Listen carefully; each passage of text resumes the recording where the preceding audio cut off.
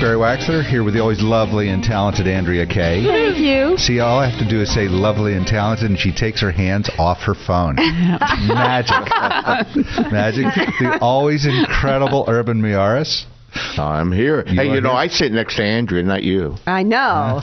And we have with us, bringing one of her guests in today, we have somebody that I have a brand new name for you. Uh-oh. And you know I have one for you. Yes, I know. Be careful, Boston.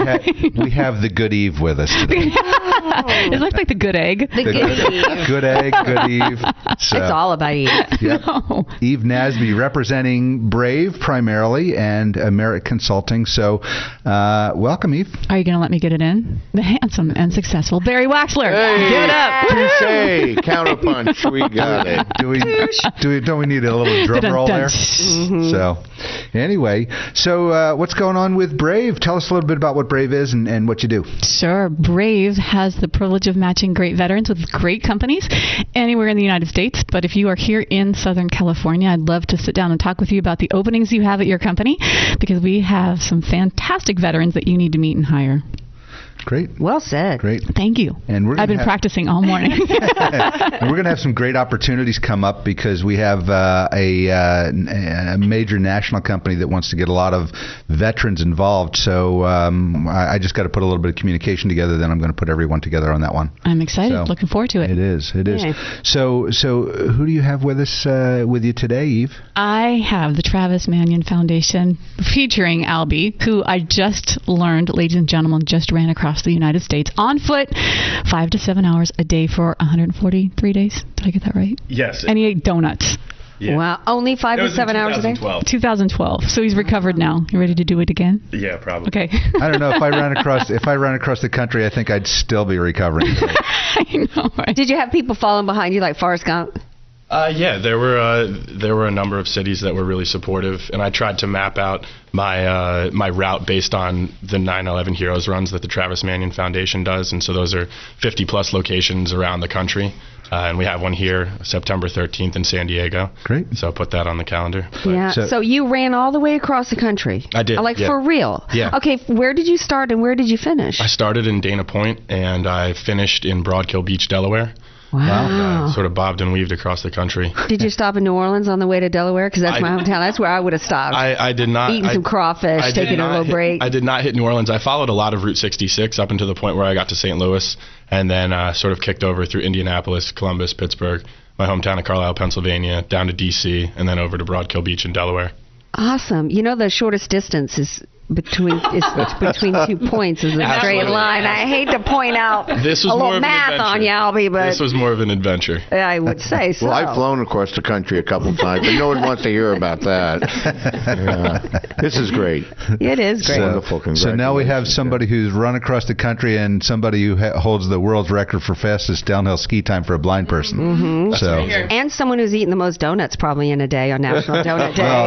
That would be me. Well, that just makes me feel so pedestrian. Well, what have you done? What's going to get you in the Guinness Book? What's going to get me in the Guinness Book? Yeah. Hey, we have a guest here today. Yeah. Stand-up paddleboard. The stand-up paddleboard. Barry on a board. That's coming. Okay, call him and set it up. All right, I will. All right, back to Albie. Albie, tell us a little about Travis Manion Foundation, what you do with them, what they do, what's it all about? Travis Manion Foundation works with veterans and families of the fallen. We were started shortly after the death of First Lieutenant Travis Manion in 2007. His family wanted to carry on his legacy. They also wanted to carry on the legacy of other veterans while also working with their families.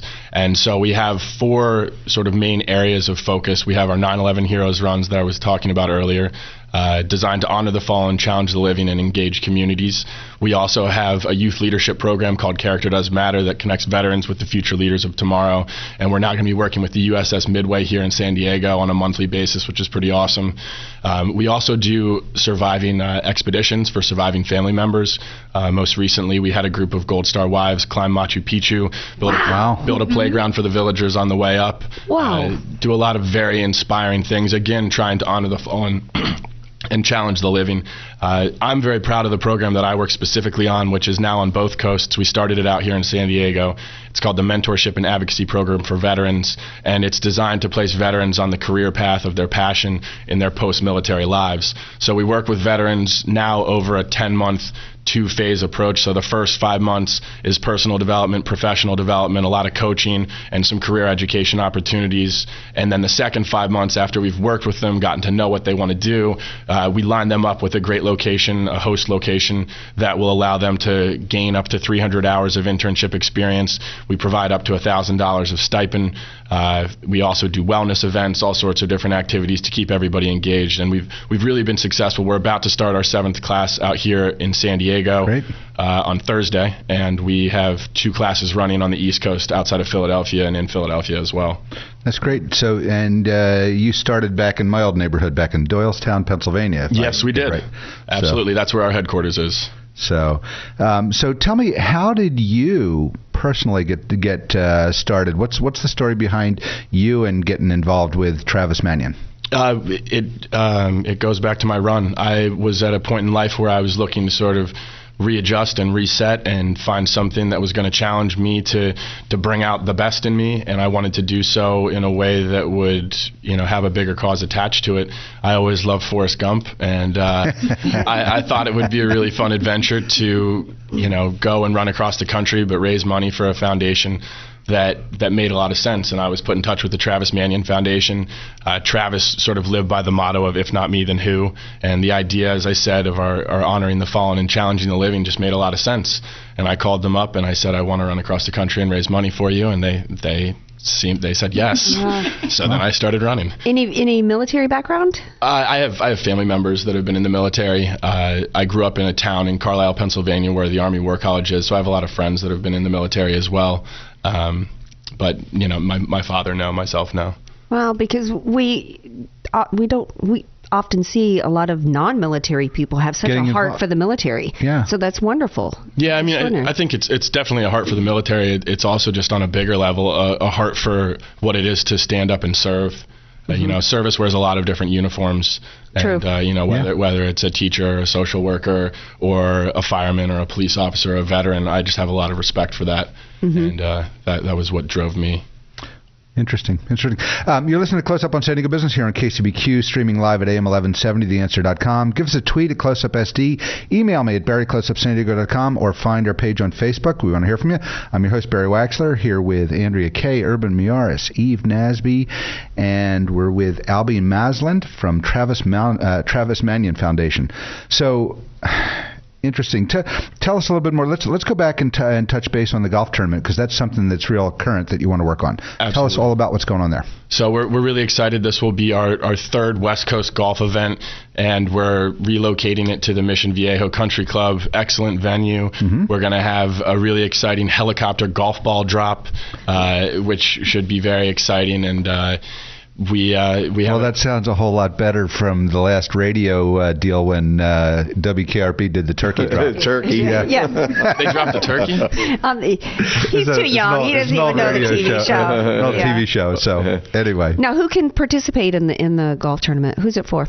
That is open to anyone, and we have even people who can't golf, like well, Barry? Yeah. I mean, we have people that are just out there to have a good time. I'll be driving around on a golf cart with some nice cold refreshments. Oh, okay. You're not a golf. You're a runner. You're not a golfer, right? Technically, on this day, I'm an employee. Okay, gotcha. Can I volunteer to ride the golf cart with you? Okay. Yeah, I'd happily. I'll make room for you. Yeah, I mean, if you wanted to register for the event, you would just go to www.travismanion.com/events. And if you wanted to buy a ticket for one of these golf balls that was going to get thrown out of the helicopter, you would go to www.tmfballdrop.com. Great. So that you sponsor the balls that get dropped. That's how it works? Yeah, well, I guess everybody's able to buy a ball for $20, or you can buy them in bulk. Oh, and cool. If your ball wins, you get one of the really cool raffle prizes that we have. We also have a great silent auction. We also have a really, really inspirational keynote speaker, Kyle Maynard, who's a quadruple congenital amputee, who I believe is the first quadruple amputee to climb Kilimanjaro. Wow. He's been featured on some yeah, I know who that is. 60 pieces. He's an incredible individual. Wow. So we'll be really excited to have him, definitely. Yeah, I've read about him. Yeah, and so even if you don't have a huge budget, you can afford $20 to sponsor a ball. Yeah. Well, you never know where it's going to land. So for us non-golfers, you drop it from the helicopter, and if your ball drops into the hole, you win? Closest to the hole. Yep, closest to the hole. Well, closest to the hole. See, even you can spot. You can do that. I can play that game. Kind of golf tournament. That's right. That's right. They just love to work me over here. So now, what are y'all going to be doing on the Midway? On the Midway, we have our Character Does Matter program, which is a youth leadership initiative trying to craft the future leaders of tomorrow. It is, in its original form, been a way for us to train veterans and family members of the fallen in sort of our core character principles, which are courage, leadership, service, and integrity. And we were going out, and we still are going out and speaking to youth, after-school programs, schools, all sorts of different presentations. We do presentations at the summer seminar for the Naval Academy as well. But now we're sort of taking it in a slightly more focused direction, working with a slightly smaller group of individuals and engaging veterans with them to discuss those core principles over a longer period of time. So we'll be sending veterans. They're going through their training today, tomorrow, and the next day on the Midway, and we'll be sending them in to work with the educational groups that are on the Midway and driving them to do service projects in honor of fallen heroes and just embody what it is to have good character, which I think is essential. Absolutely. I don't know if our audience out there really realizes, but the families, how they're impacted, especially if their loved one has fallen. While the hoopla is still going on and the sorrows are being taught, all of a sudden it stops. Right. Until the next fallen here. So the families are forgotten, and they are left with such a vacuum, such a loss of hope. Both the loved ones, the children, they need our support. Yeah. They really do. Yeah, I think that's where we do a really good job of filling that gap, whether it's through the survivor expeditions that we're able to engage them on. That's a really unique and powerful way for them to work through the grieving process with other people who are experiencing that same sort of loss. Yes. But they're all doing it in some amazing way where they're challenging themselves in a beautiful location, doing something beautiful for others. Mm-hmm. And like I just said, with our Character Does Matter program, it's a really nice thing to be able to give back, and providing those opportunities is what we're really good at. And they need to be told the benefits that they're still entitled to, because they think their loved one's no longer around. They don't qualify for a number of issues, possibly even for their children, an appointment to one of the military academies. Mm-hmm. There's ways of doing that. So it's, thank you for what you do. Yeah. So I do have a question before we get ready to go into break. Tell me how you, other than fundraisers, how else are you funded, your charity? So the 9/11 Heroes Run is a large fundraiser for us. We also work with some private foundations. We do a lot of different things as far as grant applications go, but that's primarily where it comes from, fundraising and. So you're privately funded almost exclusively. Largely, we have some bigger companies that work with our programs as well. Great. Well, I definitely, with all of the veterans operations and all of the great charities that we've had here, I definitely want to get involved with something that brings more money in and see what we can do. So I will definitely follow up with you next week, and let's get together some ideas on how we can help from the close-up perspective to help you do more of what you do. Yeah. And tell everybody one more time when the golf tournament is and how they can get more information. The golf tournament is on June 29th, and it's in Mission Viejo Country Club, and you can find out more at www.travismanion.com/events. That's where you could register or sign up to sponsor as well. Great. Well, I appreciate you being with us, Eve. Thanks for bringing him. My pleasure. Thanks for having him. Great. So, this is Close Up on Sunday Good Business here on KCBQ, streaming live at AM1170theanswer.com. Send us a tweet at CloseUpSD, or just find our page on Facebook. You can always email me at Barry@CloseUpSanDiego.com. Let me know what you think. I'm your host, Barry Waxler. We will be right back after a word from our sponsors.